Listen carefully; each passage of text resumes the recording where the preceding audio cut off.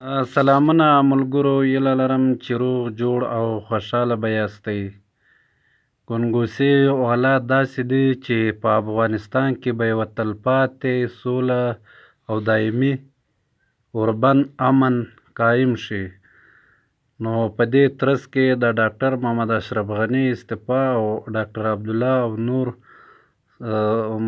دغه افغانان لګیا دي څو نوې هوکړې ته سره ورسېږي. ملګري او افغانان دي هېڅکله نه وارخطا کېږي.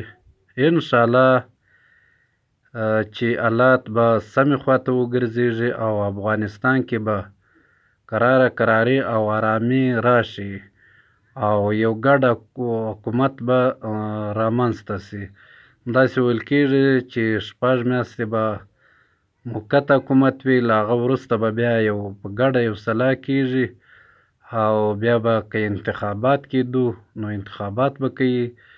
نو دا یو ډېر ښه کار وشو چې وینه نه سوه تویه. که دا کوم ښارونه چې یو ونیول سو نو په هغه کې د کمال خبره دا ده د ډاکټر محمد اشرف غني چې هغه وینه نه که تویه، هغه ملي اردو ته امر نه کوي ور چې وینه تویه کړي او ښارونه وران کړي ویې نړوي.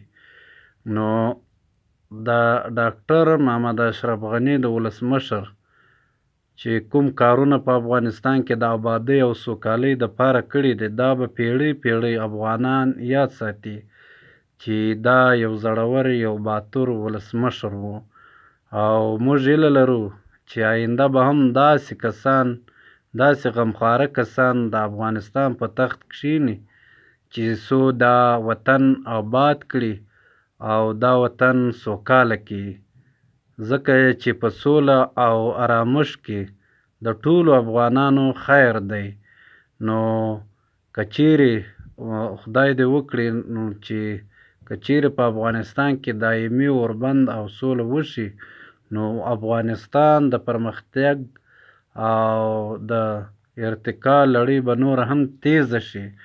نو هیله لرو او دا خواهش کوو چې نور له نفرتونو لاس واخلئ، یو د بل په ضد خبرې مه کوئ. که طالب دی، که ملي اردو ده، که عسکر دی، که هر څوک دی، باید ټول افغانان زیاته لاسونه سره ورکړي او دا ګل او وطن دې آباد کړي. ځکه چې دا تجربو ثابته کړه چې دا وطن هېڅوک نه را جوړوي، دا وطن به افغانان په خپله جوړوي.